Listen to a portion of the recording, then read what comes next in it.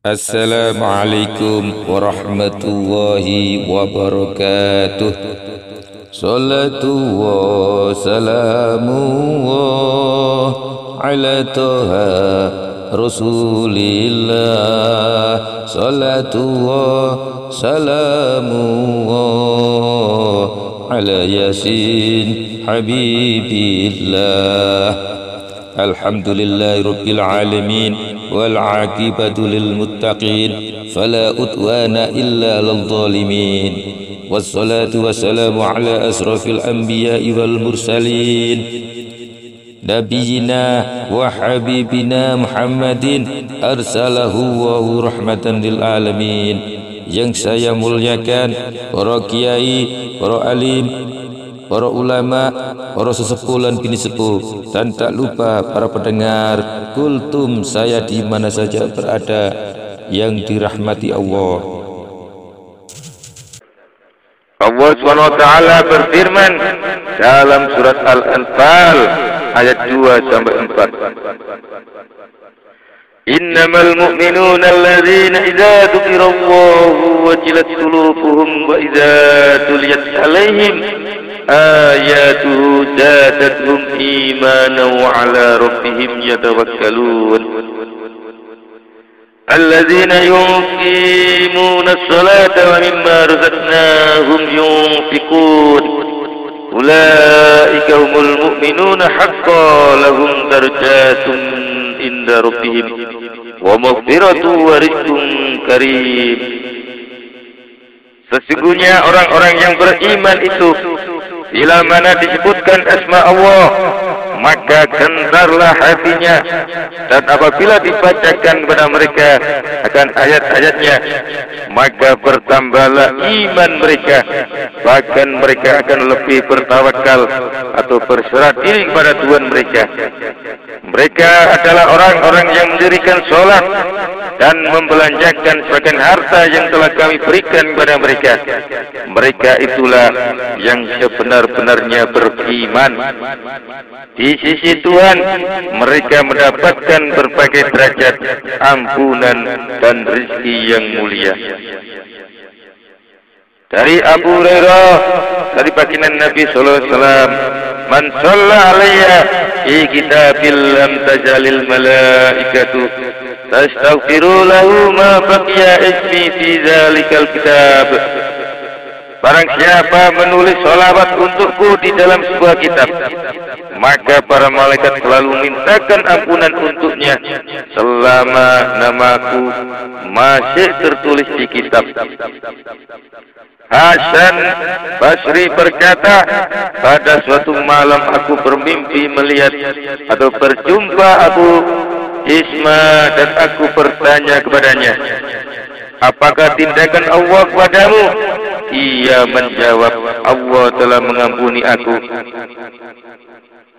Kataku, dengan sebab apa engkau diampuni? Dia menjawab, belum pernah aku menyebutkan sebuah hadis kecuali aku membaca salawat untuk baginda Nabi sallallahu alaihi wasallam. Firman Allah, innama mengandung pengertian khusus. Maka arti ayat tersebut ialah bukanlah orang-orang yang beriman itu mereka yang menyalahi Allah dan Rasulnya. Hanya sesungguhnya orang-orang yang beriman itu ialah mereka yang benar-benar imannya, dan manakala disebutkan asma Allah maka gentarlah hati mereka. Firman Allah, wajilat qulubuhum, takutlah hati mereka. Kata para ahli, takut itu ada dua macam. Yang pertama takut pada siksa, yaitu takutnya orang-orang yang berbuat durhaka. Yang kedua takut kepada kehebatan Allah dan keagungannya, yaitu takutnya orang-orang yang istimewa. Karena mereka mengetahui besaran Allah Ta'ala maka mereka sangat takut. Adapun orang-orang yang durhaka maka mereka takut pada siksa Allah. Kalau seorang itu beriman, apabila asma Allah itu disebut maka hatinya akan merasa takut sesuai dengan kadar tingkatannya di dalam ingat pada Allah Ta'ala. Firman Allah, zadatum imanan. Artinya setiap datang pada mereka suatu dari sisi Allah, maka mereka beriman bahkan dengan tujuan, maka dengan itu pun mereka bertambah percaya dan lebih membenarkan. Karena tambahnya iman itu dengan sebab tambahnya sesuatu yang datang dari sisi Allah. Hal itu ada dua faktor. Yang pertama yaitu yang telah menjadi ketetapan para ahli ilmu pengetahuan, seperti yang telah dikatakan oleh Wahidi, semakin dalil-dalil itu bertambah banyak dan bertambah kuat, maka iman pun menjadi bertambah. Maka iman pun semakin bertambah, karena dengan telah dicapainya dalil-dalil yang banyak lagi kuat, maka hilanglah keraguan, bahkan menjadi kuatlah suatu keyakinan. Maka makrifat pada Allah juga menjadi kuat, sehingga iman pun bertambah. Yang kedua, bahwa mereka itu membenarkan setiap apa yang dibacakan kepada mereka dari sisi Allah. Dan tatkala beban agama itu berturut-turut pada zaman Rasulullah, maka tatkala beban itu selalu baru, mereka juga membenarkannya, sehingga dengan ikrarnya itu mereka pun lebih membenarkan dan bertambah iman. Firman Allah, ulaika humul mu'minuna haqqan. Di dalam firman itu terdapat suatu dalil bahwa seseorang itu tidak boleh memberi sifat pada dirinya sebagai seorang yang beriman dengan sebenar-benarnya. Karena Allah Ta'ala memberikan sifat yang demikian itu hanya kepada orang-orang atau kaum tertentu, dan juga dengan sifat-sifat yang tertentu pula. Dan setiap orang tidak akan memiliki keseluruhan sifat-sifat itu dengan yang sebenarnya. Dan ini berhubungan dengan masalah-masalah pokok, yaitu bahwa para ulama bersepakat bolehnya seseorang mengatakan aku seorang mukmin. Mereka para ulama berselisih dengan masalah apakah diperbolehkan atau tidak seorang mengatakan aku adalah seorang mukmin dengan sesungguh-sungguhnya, atau mengatakan aku adalah seorang mukmin insya Allah bila Allah mengendaki. Para pengikut Abu Hanifah berpendapat yang pertama, hendaklah seseorang itu mengatakan aku adalah seorang mukmin yang sebenar-benarnya, dan tidak boleh dia mengatakan aku adalah seorang mukmin insya Allah. Untuk kebenaran pendapat ini mereka mengungkapkan dalil dengan dua segi. Yang pertama, sesungguhnya orang yang bergerak itu tidak boleh mengatakan aku bergerak insya Allah Ta'ala. Demikian juga kata-kata orang yang berdiri dan orang yang duduk, aku berdiri insya Allah dan aku duduk insya Allah. Maka demikian juga dalam masalah tersebut, seorang mukmin wajib mengatakan aku adalah seorang mukmin yang sesungguh-sungguhnya, dan tidak boleh mengatakan aku adalah seorang mukmin insya Allah. Yang kedua, sesungguhnya Allah Ta'ala berfirman, ulaika humul mu'minuna haqqan. Allah Ta'ala menghukumi bahwa mereka itu adalah orang-orang yang beriman dengan sebenar-benarnya. Dan orang yang mengatakan aku adalah seorang mukmin insya Allah, maka di dalam kata-kata itu terdapat suatu keraguan terhadap apa-apa yang telah dipastikan oleh Allah, dan yang demikian itu tidaklah boleh. Firman Allah, wa mimma razaqnahum yunfikun. Anas bin Malik meriwayatkan dari baginda Nabi sallallahu alaihi wasallam, beliau bersabda, as-sadaqatu tamna'u sab'ina naw'an min anwa'il balaya ahwan wal baros. Sodako atau derma itu tidak, sodako atau derma itu bisa menolak 70 macam bahaya. Sedang bahaya yang paling ringan ialah sakit belak atau sakit pada badan, putih-putih terasa gatal. Firman Allah, lahum darajatun, artinya bahwa sebagian tingkat derajat itu lebih tinggi daripada yang lain. Karena tingkah laku orang-orang yang beriman itu dalam berpegang dengan sifat-sifat tersebut, yakni sifat-sifat iman, itu berbeda-beda. Dengan demikian akan berbeda-beda pula tingkat derajat mereka di dalam surga. Karena sesungguhnya tingkatan derajat di dalam surga itu sesuai dengan kadar amal baiknya. Kata Ad, orang-orang yang beriman itu akan dianugerahi tingkatan derajat di dalam surga sesuai dengan amal baik mereka. Dari Abu Hurairah radhiyallahu anhu, dari baginda Nabi sallallahu alaihi wasallam bersabda, "Inna fil jannati mi'atu darajatin ma baina darajataini mi'atu am." Sesungguhnya di dalam surga itu terdapat 100 derajat yang antara dua derajat jarak perjalanan 100 tahun.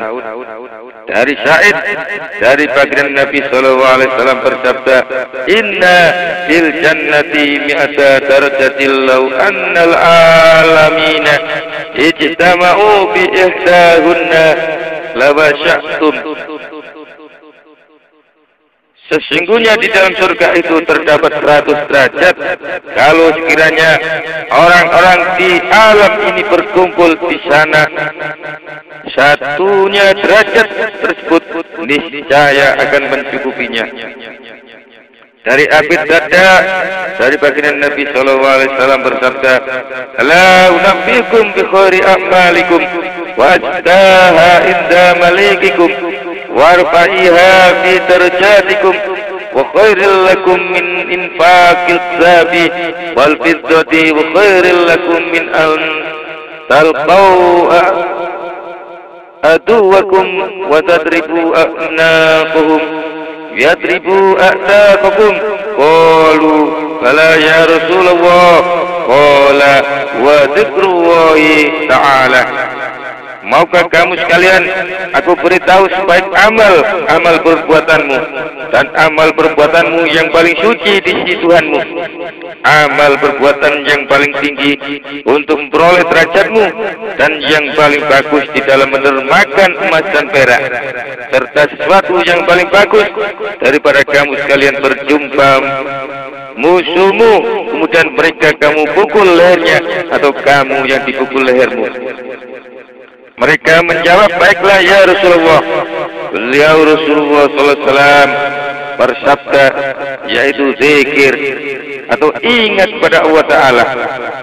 Telah diterangkan bahwa zikir atau ingat pada Allah Ta'ala adalah merupakan derajat yang paling tinggi dibandingkan daripada segala macam ibadah. Karena semua ibadah itu sebagai perantara untuk ingat pada Allah Ta'ala. Maka zikir pada Allah Ta'ala adalah cita-cita yang paling tinggi dan tujuan yang paling jauh. Hanya saja zikir itu ada dua macam. Yang pertama zikir dengan lisan, yang kedua zikir dengan hati, yaitu tanpa dilafazkan dengan lisan dan tidak bisa didengar oleh telinga, bahkan dia dengan berpikir dan dengan kelangsungan hati, maka dia adalah martabat zikir yang paling tinggi. Sebagaimana disebutkan dalam sebuah hadis, "Nafakkuru sa'atin khairam min ibadati sab'ina sanah." Bertafakur, berfikir hanya kepada Allah 1 jam itu lebih baik daripada beribadah 70 tahun. Hal itu tidak akan bisa diperoleh kecuali langsung berzikir dengan lisan, disertai dengan kesadaran hati, sehingga zikir itu tetap kukuh di dalam hati dan tercapai pula berpaling dari selain Allah. Diriwayatkan bahwa baginda Nabi sallallahu alaihi wasallam bersabda, "Lau wujina imanu Abi Bakrin ma imani ummati la raja'a imanu Abi Bakrin." Kalau sekiranya iman Abu Bakar itu ditimbang dengan iman-imannya umatku, niscaya imannya Abu Bakarlah yang berat. Demikian juga telah diriwayatkan oleh Abu Hurairah, Anas bin Malik dan Abi Sa'id mereka berkata bahwa Nabi SAW bersabda, yakhruju minan nari man kana fi qalbihi mithqalu dzarratin minal iman. Akan keluar dari neraka seseorang yang di dalam hatinya masih terdapat iman meskipun seperti atom atau semut. Dalil ini menunjukkan bahwa iman itu bisa bertambah dan bisa berkurang. Dan alasan kita bahwa iman ialah membenarkan berdasarkan dalil-dalil yang telah kita sebutkan, dan dia iman itu tidak menerima tambahan dan kurang. Liyajdadu imanan ma'a imanihim. Firman Allah Ta'ala tersebut, maka kita katakan bahwa hal itu ialah hak para sahabat, karena Al-Quran itu turun pada tiap-tiap waktu dan mereka sudah beriman, maka mereka membenarkan dengan hati adalah merupakan tambahan bagi yang pertama turun. Adapun hal itu tidak berlaku bagi kita karena wahyu telah terputus. Adapun firman Allah Ta'ala, innamal mu'minuna allazina idza dzukirallahu wajilat qulubuhum. Maka kita katakan bahwa hal itu ialah sifat bagi orang yang beriman, dan ketaatan orang-orang yang beriman itu berbeda-beda. Adapun di dalam iman mereka itu tidak berbeda. Adapun firman Allah Ta'ala, zadatuhum imanan, maka yang dikehendaki Allah, maka yang dikehendaki ialah keyakinan dan bukan wujudnya iman. Adapun hadisnya Abu Bakar yang telah terdahulu, maka kita katakan bahwa itu mengenai pahalanya yang menjadi berat, karena dia Abu Bakar sahabat yang lebih dahulu beriman. Baginda Nabi SAW bersabda, dalu alal khairi kafailih. Orang yang menunjukkan pada kebaikan itu seperti orang yang mengerjakan. Adapun sabda baginda Nabi SAW, yakhruju minan nari man kana fi qalbi sya'ratun minal iman. Akan keluar dari neraka orang yang di dalam hatinya terdapat iman meskipun hanya seutas rambut. Di sebagian riwayat, yahruju minan nari man kana fi qalbihi mithqalu dzarratin minal iman. Akan keluar dari neraka orang yang di dalam hatinya terdapat iman meskipun hanya seberat atom. Maka hadis itu seharusnya dibawa kepada dalil-dalil yang telah kami sebutkan. Dari Hasan bahwa ada seorang laki-laki ditanya, apakah engkau beriman? Orang itu menjawab, iman itu ada dua. Apabila engkau bertanya kepadaku tentang iman kepada Allah, para malaikatnya, kitab-kitabnya, kepada para utusannya, kepada hari kemudian, kepada surga dan neraka, hari kebangkitan, dan pada adanya hisab di hari perhitungan, maka aku beriman. Dan kalau engkau bertanya padaku dari firman Allah, innamal mu'minun, maka demi Allah tidak mengetahui apakah aku termasuk beriman atau tidak. Dari Imam As-Sawri, barang siapa menganggap bahwa dirinya itu beriman kepada Allah dengan sesungguhnya, kemudian dia tidak bersaksi, berkeyakinan bahwa dia termasuk ahli surga, maka sesungguhnya dia hanya percaya kepada setengah ayat. Dan ini adalah ketetapan daripadanya. Artinya seperti dia tidak memutuskan bahwa dirinya tergolong orang-orang beriman yang berpahala dengan sebenar-benarnya, maka dia pun tidak menetapkan bahwa dirinya adalah sebagai mukmin yang sesungguh-sungguhnya. Dengan inilah telah bergantung kepercayaan orang yang mengadakan pengecualian di dalam masalah iman. Dan Abu Hanifah termasuk orang yang tidak mengadakan pengecualian. Telah diriwayatkan bahwa Abu Hanifah telah bertanya kepada Qatadah demikian, mengapa engkau mengadakan pengecualian di dalam imanmu? Qatadah menjawab, karena mengikuti Nabi Ibrahim alaihissalam. Dalam kata-katanya disebut dalam Al-Quran, walladzi atma'u ayyaghfirli, dan yang sangat aku harapkan dengan sungguh-sungguh agar supaya dia mengampuni aku. Abu Hanifah berkata kepadanya, tidakkah engkau mengikuti yang demikian? Awalam tu'min, Qala bala. Apakah kamu belum mau beriman? Dia menjawab, ya. Ketahuilah bahwa mereka para ulama berbeda pendapat dalam masalah diperbolehkannya iman dengan pengecualian. Imam Syafi'i dan para sahabatnya membolehkan seorang yang mengatakan, aku adalah seorang yang beriman kepada Allah. Aku adalah seorang yang beriman insya Allah. Sebagaimana telah terdahulu masalahnya dalam berbeda pendapat, dan mereka itu berpegang dengan pendapat Imam Tsauri. Apabila seorang tidak boleh memastikan imannya, maka boleh juga dia mengatakan seperti atas tadi. Hal ini bisa sempurna terjadi kalau yang dimaksud dengan iman di dalam ayat itu hanya iman saja, dan tidak demikian bahkan yang dimaksud adalah iman yang sempurna. Karena firman Allah, innamal mu'minuna alladzi, ini menunjukkan khusus, dan begitu pula firman Allah, ulaika humul mu'minuna haqqan.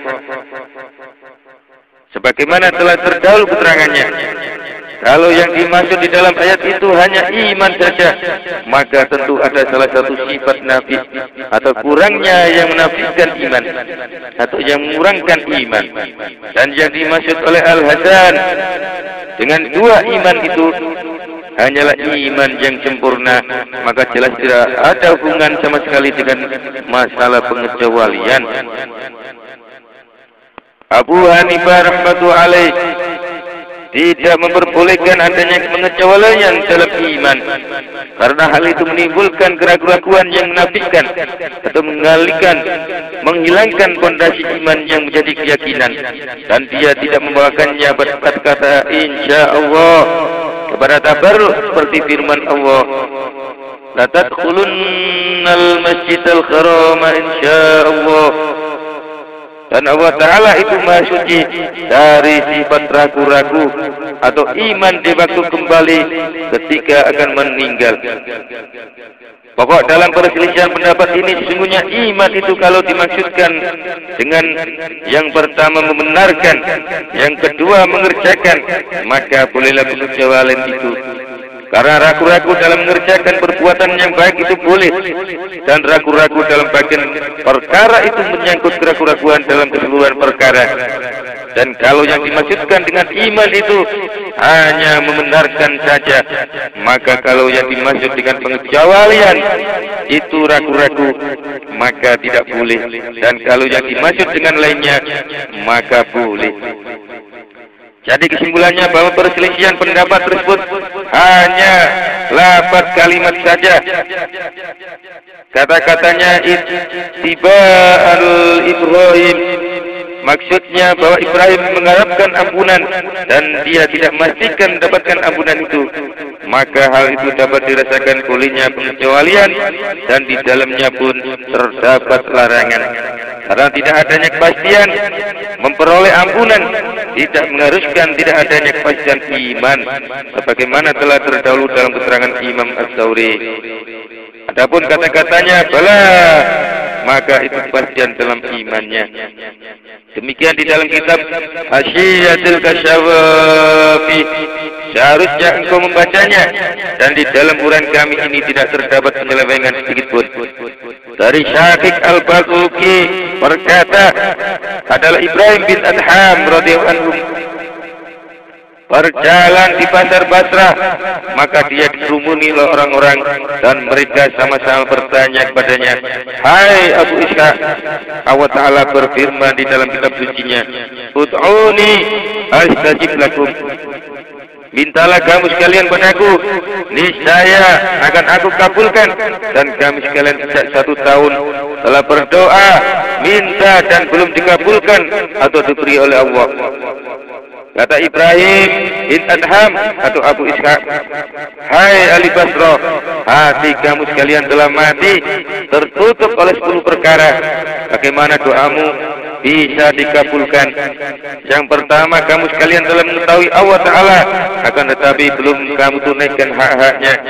Yang kedua, kamu sekalian telah membaca Al-Quran, akan tetapi kamu belum melaksanakan isinya.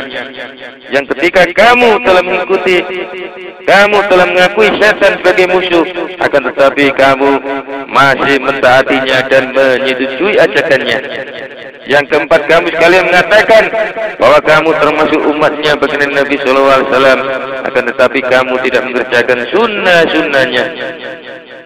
Yang kelima, kamu mendakwakan diri akan masuk surga, akan tetapi kamu tidak mengerjakan apa-apa untuk kepentingan surga. Yang keenam, kamu mendakwakan diri selamat dari neraka, akan tetapi nyatanya kamu melemparkan diri ke dalamnya. Yang ketujuh, kamu telah mengatakan bahwa mati itu perkara yang benar, yang pasti, akan tetapi kamu tidak bersiap-siap untuk mati itu. Yang kedelapan, kamu sekalian sibuk meneliti aib atau celah teman-temanmu, akan tetapi kamu tidak melihat aib dirimu sendiri. Yang kesembilan, kamu sekalian telah makan dan merasakan nikmat Tuhanmu, akan tetapi kamu belum mau bersyukur atau berterima kasih kepadanya. Yang ke-10, kamu sekalian telah mengubur mayat-mayat kamu, mayat-mayat temanmu, akan tetapi kamu tidak mengambil tamsil ibarat dari mereka. Kaum muslimin rahimakumullah dan para pendengar di mana saja berada, demikian apa yang saya sampaikan, mudah-mudahan ada guna manfaatnya. Ihdinas siratal mustaqim. Subhanallah bihamdihi, subhanallah bihamdika, asyhadu an la ilaha illa anta, astaghfiruka wa atubu ilaik. Billahi taufiq wal hidayah. Wassalamu alaikum warahmatullahi wabarakatuh.